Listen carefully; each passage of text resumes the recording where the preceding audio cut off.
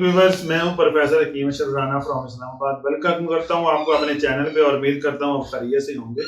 Viewers, आज जो मैं आपके लिए वीडियो लेके आया हूं वो है लंगड़ी का दर्द, शाटिका। क्या है ये इधर कूले से उठता है और नीचे आपकी एड़ी और अंगूठे तक जाता है, पूरी रान में होता है, पूरी ये आपकी टांग में होता है। इतना शदीद दर्द होता है कि इंसान कहता है कि अभी मेरी जान निकल जाएगी, रोता है, करलाता है इंसान। डॉक्टर के पास जाएं तो डॉक्टर या तो ऑपरेट लिखते हैं या फिर ऐसा इंजेक्शन लगा देते हैं कि आपकी पूरी साइड, पूरी रान जो होती है उसको डेड कर देते हैं, उसमें एहसास खत्म कर देते हैं।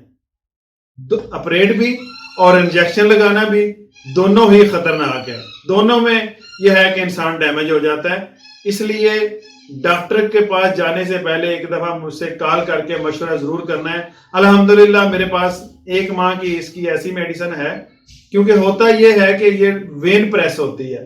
जब वेन प्रेस होती है तो उसमें ब्लड सर्कुलेशन ठीक नहीं होती। जब ब्लड सर्कुलेशन उसमें नहीं होती तो वहां पे दर्द हो जाता है और इंसान तकलीफ में होता है।